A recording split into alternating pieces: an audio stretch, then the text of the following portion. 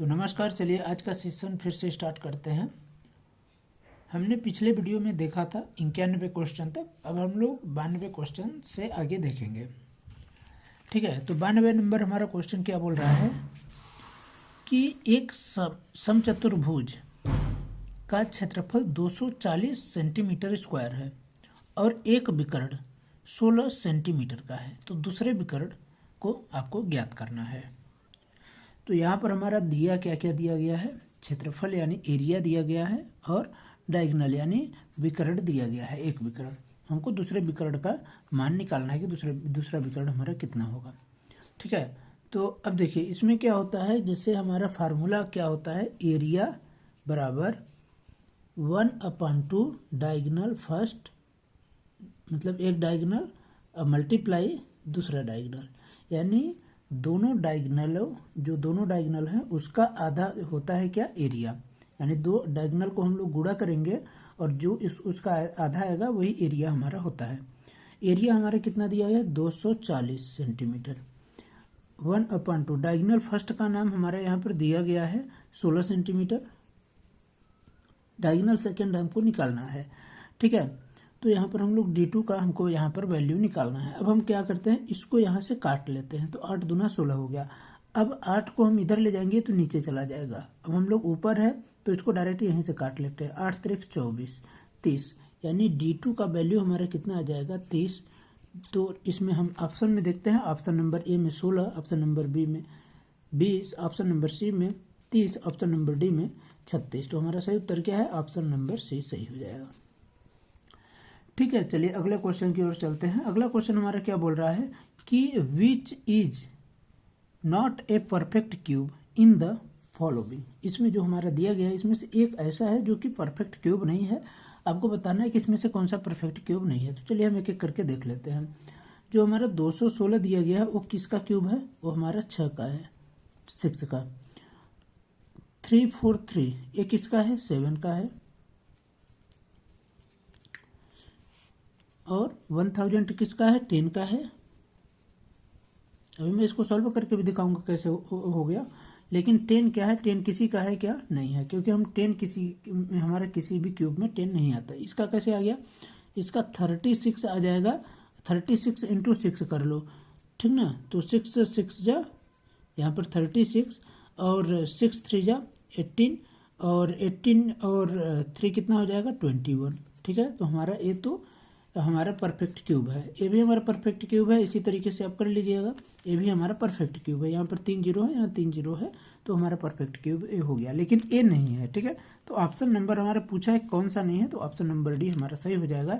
यानी 100 जो होता है परफेक्ट क्यूब नहीं होता है। ठीक है, अगर यहाँ पर स्क्वायर पूछा होता तो 100 हो जाता है। क्यों, क्योंकि 10 का स्क्वायर होता है 100, तो फिर ये सब ना होते। ठीक है, चलिए अगले क्वेश्चन की ओर चलते हैं। अगला क्वेश्चन हमारा पूछ रहा है कौन सा एक रैखिक व्यंजक है। ठीक ना, तो वो यहाँ पर आप सभी से जानना चाहता है कि आप लोग समझदार हैं या नहीं, क्योंकि यहाँ पर बोल रहा है रैखिक व्यंजक। रैखिक मतलब लीनियर एक्सप्रेशन क्या होता है, जिसकी घात में कुछ नहीं होता। ठीक है, यहाँ देखेंगे तो सभी के घात में दिख रहा है 2, यहाँ 2, यहाँ 2 3, लेकिन यहाँ डी नंबर जो है इसकी घात में कुछ नहीं है। तो ये क्या है, ये लीनियर एक्सप्रेशन है, यानी रैखिक व्यंजक। तो ऑप्शन नंबर डी हमारा सही हो जाएगा। अगले क्वेश्चन की ओर चले तो अगला क्वेश्चन हमारा कर रहा है 3 की पावर -1 + 4 की पावर -1 + 5 की पावर -1। इसको हम इनवर्स भी बोलते हैं। ठीक ना, 3 इनवर्स 1, ठीक है, 4 इनवर्स 1, 5 इनवर्स 1। लेकिन यहाँ पावर में 0 दे दिया है। तो आप लोग ये चीज़ ध्यान रखिएगा कि अगर किसी भी अंक के पावर में अगर 0 आ गया तो उसका वैल्यू कितना होता है, क्या 0 होता है, नहीं 0 नहीं होता कभी भी। उसका वैल्यू हमेशा 1 होता है। ठीक है, और हमको इन सब से कोई मतलब ही नहीं है, क्योंकि हमारे जो पावर में अगर 0 आ गया तो उसका मतलब डायरेक्ट 1 हो जाएगा। तो ऑप्शन नंबर हमारा भी सही हो जाएगा। ठीक है, तो अब अगला क्वेश्चन देखते हैं, हमारा 96 नंबर क्वेश्चन। 96 नंबर हमको बोल रहा है ये व्यंजक दिया गया है, इसको हमको सॉल्व करना है। तो अब देखिए इसको हमको सॉल्व करने के लिए क्या करना है, हमको जैसा है वैसे लिख लेते हैं, या फिर बिना लिखे भी हम डायरेक्ट इसको सॉल्व कर सकते हैं, क्योंकि ये हमारा ऊपर में दिया गया है, ये हमारा नीचे, यानी ये हमारा अंश है और ये हमारा हर। अंश और हर को हम क्या कर सकते हैं, कट कर सकते हैं। मल्टीप्लाई में है, यानी ये जो बट्टा का चिन्ह है ठीक है, इसके सब ऊपर में है और ये सब नीचे में है, तो जो जो कट रहा है हम उसको काट लेते हैं। जैसे 4 से क्या कटेगा, 4 से हमारा 16 कटेगा, 4 4 जा 16, ठीक ना। इसके बाद 5 से हमारा एक 3 बार में कटेगा, 3 से एक 3 बार में कटेगा, फिर 3 से एक 3 बार में कट गया, ठीक है। बचा हमारा 7, 7 से हमारा कट जाएगा एक 2 बार में, और 2 से ये हमारा कटेगा 2 बार में। तो बच क्या रहा है हमारा 1/2, और 1/2 का वैल्यू क्या होता है, 1/2 को अगर हम लोग ऐसे तो हमको मालूम है क्योंकि 1/2 का मतलब 0.5, लेकिन कैसे आ गया 0.5, तो यहाँ पर हमको 2 का 1 से क्या करना है, भाग करना है, 2 को भाग करना है 1, तो क्या इस ये जाएगा, नहीं जाएगा, तो 0 लगा के दशमलव लगाएंगे तो यहाँ पर 1 0 बढ़ जाता है, ठीक है। तो ये हमारा कितने बार में अब जाएगा 0.5, तो 10 आ गया, ठीक है। तो इस तरीके से हमारा आ जाएगा, ऑप्शन नंबर ए सही हो जाएगा, ठीक है। चलिए अगले क्वेश्चन की ओर चले। अगला क्वेश्चन हमारा क्या है, 97 नंबर क्वेश्चन। 97 नंबर क्वेश्चन क्या कर रहा है कि रोहन ने बाइक इतने रुपए में खरीदी है, ठीक है। ये हमारे बाइक का क्या है, कॉस्ट प्राइस है, ठीक है, सीपी, और वो 20% लाभ लेकर, यानी यहाँ पर उसको क्या चाहिए, लाभ चाहिए, यानी प्रॉफिट चाहिए, और वो प्रॉफिट कितना चाहिए, 20% इसको चाहिए। 20% पर वो क्या करेगा, इसको बेचता है, यानी खरीदी इतने में रहा है, उसको 20% लाभ पर बेचना है, तो उसका हमको बिक्री का मूल्य बताना है। तो यहाँ पर हमको बाइक का बिक्री मूल्य जो निकालना है। तो देखिए रोहन ने एक बाइक इतने में खरीदा था, इसका हमारा इतना प्रॉफिट उसको चाहिए, इतने में हमको क्या करना है, बेचना है। तो हमको बताना है इसमें से कितने में वो बेचेगा कि उसको 20% का प्रॉफिट मिल सके, ठीक है। तो हम मान लेते हैं कि उसकी बाइक कितनी रही होगी, 100 रुपीज़ की रही, मतलब 100%, इसका ये जो रेट है इसका 100% रेट है, ठीक है। तो वो बेचना कितने में चाह रहा है, 20% प्रॉफिट लेकर, यानी जो हमारा कॉस्ट प्राइस है, कॉस्ट प्राइस मल्टीप्लाई कितने में वो बेचना चाह रहा है, 20% प्रॉफिट लेकर, यानी 120% में बेचना चाह रहा है, कितने का, 100 का, ठीक है। पहले 100 में खरीदा था, 120 में वो बेचना चाह रहा है। तो इसको हम लोग अब यहाँ से कट कर लेंगे, 2 0 2 0 कट गया। अब यहाँ पर 2 0 आ गए, 2 0 लिख लीजिए, और फिर क्या हो गया, 12 का 5 बार में, 12 पंचे 60, हाथ में 6, और 12 पंचे 60, 12 6 72, बचते 84, और 84 और 6 कितना हो जाएगा, 90, ठीक है। तो वो कितने में बेचना चाहता है, यानी वो कितने में बेच पाएगा, अगर 20% प्रॉफिट लेगा तो वो 90,000 में इसको बेच सकता है, ठीक है। तो ऑप्शन नंबर हमारे इसमें से देखिए 90 कौन सा है, ऑप्शन नंबर डी हमारा सही हो जाएगा। इसको एक तरीके से और आप देख सकते हैं, जैसे हमारा 75 है, 75,000 जो दिया गया है, तो इसमें से ये हमारा कितना 100% का वैल्यू दिया गया है। अब हम अगर इसका कितना परसेंट निकालें, अगर इसका हम 1% का वैल्यू निकालें, तो 1% का वैल्यू मतलब हमारा कितना गया, 750 हो गया, 750। तो हमारा 2% का वैल्यू कितना हो जाएगा, 750 में फिर 750 आप ऐड कर दीजिए, तो 2% का आ जाएगा, यानी 1500 रुपये में। ये हमारे 2%, लेकिन 20% यानी 15,000 रुपये ये प्रॉफिट ले रहा है, कितने में, जितने का था उसका 15,000 प्रॉफिट ले रहा है। अब 7500 में 1500, 15,000, 75,000 में 15,000 आप जोड़ दीजिए तो आ जाएगा यही। तो आपको चाहे ए वाला मेथड आप करें और चाहे ए वाला करें, इसको करेंगे तो आप आसानी से कर लेंगे, क्योंकि हमारा जो बोल रहा है जितने परसेंट बोल रहा है उसको हम ऊपर रखेंगे, और जो हमारा रियल परसेंटेज है उसको हम लोग कर रहे हैं। जैसे मान लीजिए हम यहाँ पर बोल देते 20% कम में बेचना चाहिए, यानी 20% हानि में, तो हम ऊपर 80 कर लेते, यहाँ पर 100 करके ऐसे काट करके हमारा आंसर आ जाता, ठीक है। अगला क्वेश्चन देख लेते हैं। अगला क्वेश्चन हमारा बोल रहा है कि यदि एक तिर्यक रेखा 2 समांतर रेखाओं को काटती है, तब तिर्यक रेखा के एक ओर के आंतरिक कोणों का योग क्या होगा। हमारे ये 2 समांतर रेखा हो गया, इसका तिर्यक कोण कट गया, तो तिर्यक कोण के एक ओर का आंतरिक कोण कितना होता है, तो ये हमेशा 180 डिग्री होता है। कितना होता है, 180 डिग्री, ठीक है। चलिए अगले क्वेश्चन की ओर चलते हैं। हमारा 99 क्वेश्चन है। 99 क्वेश्चन क्या बोल रहा है कि 5607 में वह छोटी से छोटी संख्या क्या घटानी होगी जो कि पूर्ण संख्या प्राप्त हो जाए। तो हम लोग क्या करेंगे, इसको निकालने के लिए अगर हम एक एक ऑप्शन के हिसाब से जाएं तो हम नहीं कर पाएंगे। तो इसको करने के लिए एक सरल मेथड क्या है, आपको भाग मेथड है 07। इसको हम लोग क्या करना है, यहाँ पर हमको वर्ग अगर निकालना है या घन निकालना है, कुछ भी निकालना है, तो यहाँ से हम लोग यहाँ से निकाल लेते हैं। मेन रूप से पूर्ण वर्ग निकालने के लिए ये आपका प्रयोग होता है। जैसे अब देखिए इसमें हमको दो दो का पेयर बना लेना है, कितना, दो दो का पेयर बना लेंगे। अब दो दो के पेयर में हम देखते हैं यहाँ कितना दिया गया है, पीछे से बनाएंगे पेयर, ध्यान रखिएगा पीछे से हमको पेयर बनाना है, जितना दो दो का आएगा उसको बना लेंगे।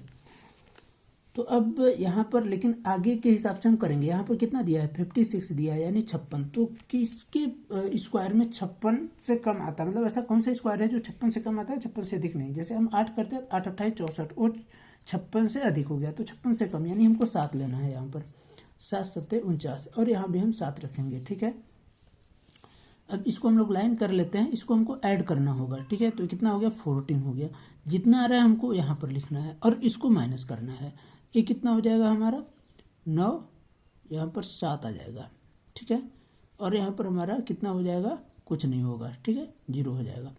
अब हमारे जो दो बच्चे हैं उन दोनों को लिख लेते हैं, यानी 707 ऐसी कौन सी संख्या है जिसको हम, अब देखिए इसमें ध्यान रखिएगा यहाँ 14 है, तो 14 के साथ हम जो संख्या लिखेंगे उसका मल्टीप्लाई करेंगे। यानी अगर हम मान लीजिए यहाँ पर 5 करते हैं तो 5 14 पंचे कितना होता है 70, यानी और 5 पचे 25, तो ये ज़्यादा चला जाएगा, तो हम इसको नहीं करेंगे, ठीक है।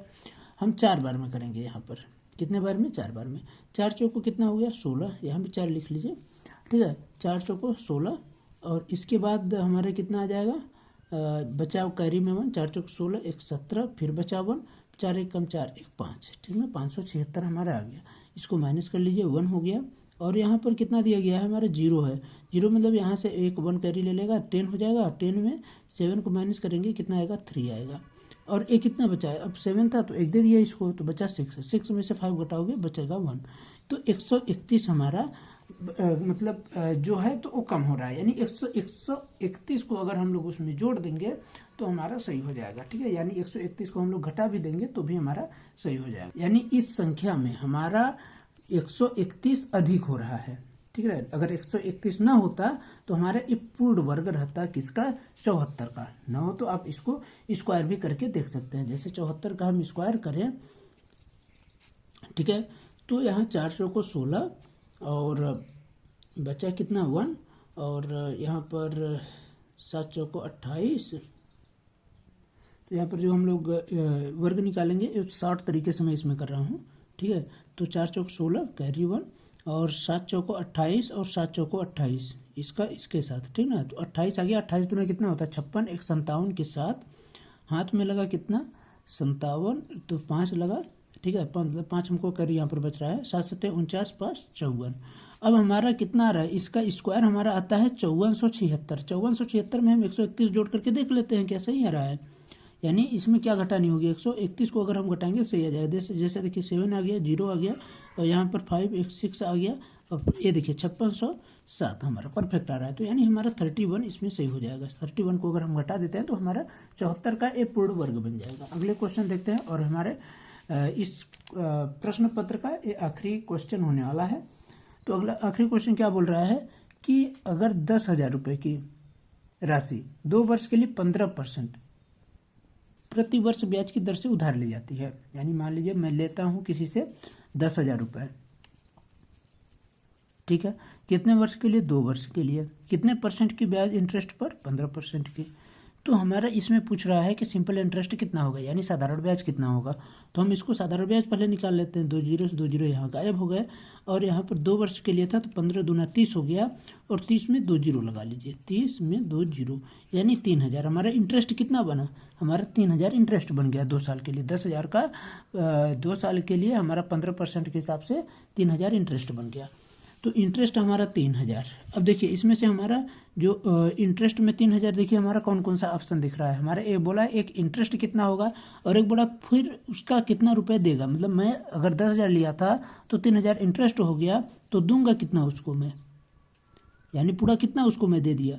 तो 10,000 प्लस 3,000 कितना हो गया, 13,000। कितना, 13,000। तो 13,000 और 3,000 जिस भी ऑप्शन में हो वही हमारा सही होगा। 31,000 13,000 नहीं, 3,000 और 1,30,000 ये भी नहीं, यहाँ पर 13,000 और 3,000, 13,000 और 3,000। यहाँ पर बोला है कि भुगतान कितना किया, लास्ट में बोला है कि भुगतान कितना करना है हमको, ठीक है। तो ये भी नहीं होगा, क्यों, क्योंकि यहाँ पर बोला है पहले साधारण ब्याज हमको निकालना है, ठीक है। तो साधारण ब्याज हमारा इतना होगा और फिर भुगतान इतना करेगा 13,000, ठीक है। तो हमारा ऑप्शन नंबर डी सही हो जाएगा। ध्यान रखिएगा, इन दोनों में आप कन्फ्यूजन हो सकते हैं, लेकिन जैसे क्वेश्चन पूछा है उसके हिसाब से हमारा ऑप्शन नंबर डी सही होना चाहिए, ठीक है। यहाँ पर सी भी आप मतलब कुछ लोग कर दिए होंगे और सी शायद माना भी जा सकता है, लेकिन डी का होने का चांसेस इसलिए ज़्यादा है क्योंकि साधारण ब्याज के बारे में पहले क्वेश्चन दिया गया है, तो हमारा साधारण ब्याज पहले आएगा, फिर जितना भुगतान करेगा उसको यहाँ पर हम लोग सेकेंड नंबर में लिखेंगे, ठीक है।